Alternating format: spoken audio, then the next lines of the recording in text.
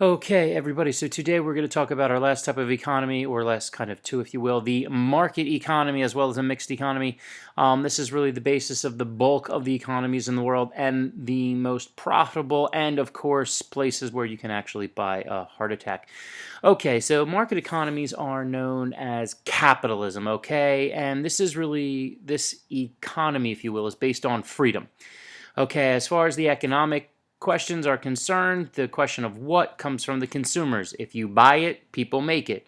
Businesses then decide how they're going to produce things, and the income that you spend determines for whom. So if you're a higher income, certain products are made for you. If you're a lower income, certain products aren't made for you. Like, I'm a teacher, so the people who make yachts aren't really making them for me. Maybe one day. All right, so really the idea of capitalism was developed by a Scotsman by the name of Adam Smith, very brilliant guy. Went to college when he was like 14, so that works. And so the idea of capitalism is this is an economic system in which private citizens own the factors of production. So at its core, everything is privatized. All right, that there aren't government-run businesses or anything like that. All right, and we call it a market capitalism is because goods are exchanged, and that's what a market is called. So a market can be a physical source, or a market can be even virtual, as well as a category. So one type of market could be a mall, but then another type of market can be sneakers. And everywhere that sneakers are, you have that market. So Nike competes against Reebok, which competes against Asics, which competes against the sneakers that I wear, Saucony. Now, some of the companies or countries where you see this would be the United States, Japan, South Korea, Britain, and Australia. And the key aspect here is that we need you to buy stuff. If you look on the right, you see Uncle Sam, and you've seen him at other times, and that's the whole idea. He wants you to buy stuff. We need people to buy things. Don't spend all your money. That's bad. We'll talk about that at a different time, but the idea is that people have to spend money. Now, the basic thing here is that people, with capitalism, people want to do the best thing for themselves, okay?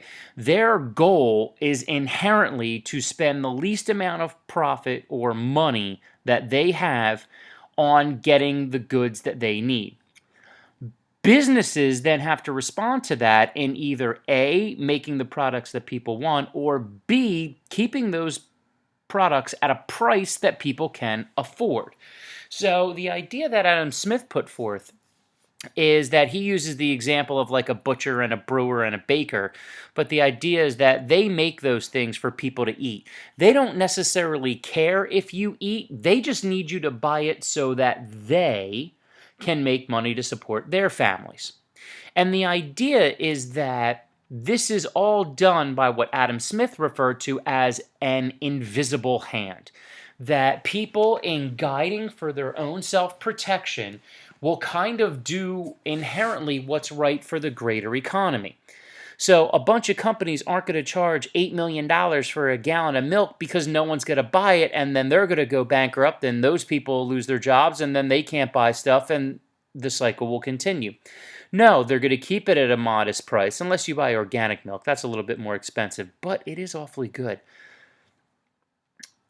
That they're going to keep it at a reasonable price so we can buy it. And that's the idea of this invisible hand, that according to Adam Smith, if you leave it alone, that capitalism is self-regulating. Now, inherently, you're going to see that that's not necessarily the case, but the government also has a role, and the government is basically supposed to do everything it can to be pro-business, limited business taxes, making sure that there's good what's the word I'm looking for? Transportation and infrastructure, so we can like trade and stuff like that. So like all those things go together in what we need to have a quote unquote good and effective economy. And that the government also has to prevent monopolies, because monopolies aren't good for business. A monopoly is when one company comes to control all of a certain product, and that way people don't have good freedom and it doesn't work out. So again, the idea is that people as long as they're seeing to their own needs, will inherently help everybody else, and we're all good. And here are some examples of where you can, have these economic transactions. We've got a lemonade stand, we've got a nice, delicious grocery store, we've got a regular mall, we've got an outdoor kind of farmer's market, we've got the internet, not that anybody uses Internet Explorer anymore, and then, of course, the best place where you can buy stuff. This is in the country of Dubai in the Middle East. We'll be talking about them later. That whole thing, let's look at the mouse. See this? Okay, it's a mall. That's the over top of the mall, and this is outside the mall. This is inside the mall. You can actually ride a real camel. See these little kiosks here on the left, on the bottom? In our country, that's like random perfume or head or hair stuff that no one buys. They sell real estate. Those are stars made of real gold and silver, because why wouldn't you? That's the largest single fish tank in the world, which is in the mall. There it is. And that's the ice skating rink, because why wouldn't you have an ice skating rink in the mall in the middle of a desert? So moving on, what are the advantages of capitalism? There is a high degree of freedom. You can determine what you want to buy, where you want to work, when you want to work, your education. Businesses can decide who they want to hire. It's great. They change over time. That's the cool part. New products, new things, new markets. Relatively small dose of government interference. Okay, there are certain laws. We'll get to those later. And there's a decision making is decentralized. So that means you can open up a business today. Lots of different stuff to buy, and people often feel good. The advantages, well, aren't real good. If you're older, if you're in poor health, it can be hard to live. All people are not provided for in pure capitalism. Things like healthcare, education, and infrastructure, whereas you can do it if you want, you kind of need to have the money to do it. There is uncertainty. Our economy can run really high and it can drop really low. And really, I think one of the biggest problems is economic gaps and discrimination. If you think the poor in this country aren't discriminated against, you're really fooling yourself here. And that's a major, major problem of pure capitalism, is that these folks aren't taken care of. So what ends up happening, though, in our country, to give you a little bit of an idea, as well as most of the rest of the world, what you have is a mixed economy, okay? They contain both aspects of government-run organizations and regulations, as well as aspects of free enterprise. So, for instance, in this country, I can go open up whatever business I want, but there's specific laws that I have to follow, and I can't make 10-year-olds work for me in a mine and stuff like that. The reason why this is good is that some people who wouldn't normally provide it for can get aid. We have things like Medicare for the elderly. You can have a variety of different types of health insurances. If you live in a democratic country like ours, you have a huge impact on it. The fact of the matter is that most people, when they decide who they're going to vote for, it's based on the current economy, and they vote for someone who they think has a better economic plan.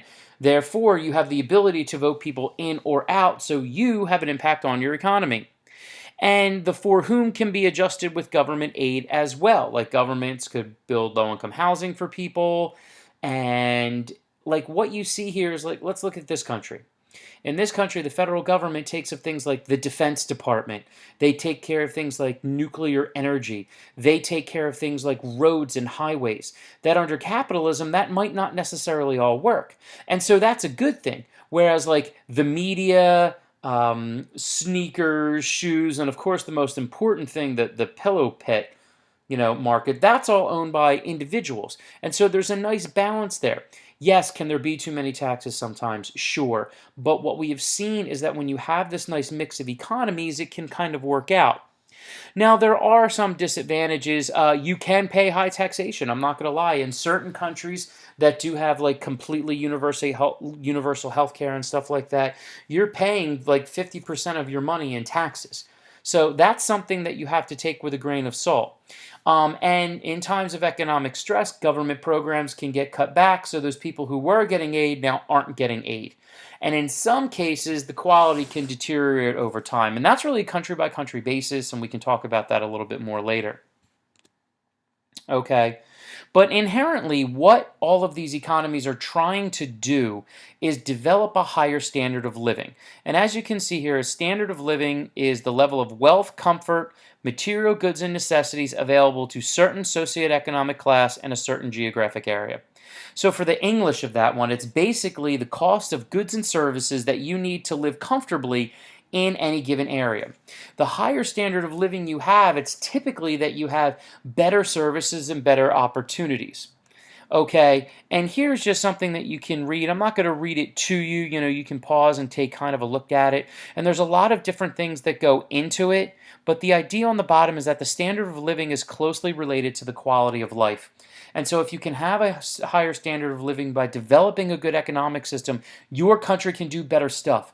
That's what it breaks down to, guys. If you have a good economy, your country has technology, it's got education, it's got healthcare, and it's got opportunity. If the nation doesn't, those things don't exist. And I'm going to finish this up, not to kind of be on a downer, but I want you to look at this map here. This is percent of the population living on less than $2 per day if we look over to the left. The fact of the matter that we have a 50 to 75 and a 75 to 92% of the population living on less than $2 a day is absolutely, utterly absurd. And if you look at these nations, you may see certain categorizations that you have of these particular countries. But even the 15 to 28%, look, I mean, this is Russia. So Russia, which is supposed to be this big, bad, powerful nation, Russia, which is supposed to be super strong, it's got 15 to 28% of its population on $2 a day.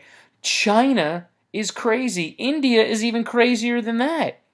And these are superstar powerful countries and supposed to be economically viable nations. And so this is a big deal when we talk about the world and we look at the haves and the haves not. It's important to understand that it all goes based down to the economy. And it's important to look at cultural things and art and music and literature and all that type of stuff. But the fact of the matter is if you have the bulk of your population on $2 a day or less, you've got a problem. All right, so make sure you do the assignment on this and we'll get into it more in class. See you guys soon.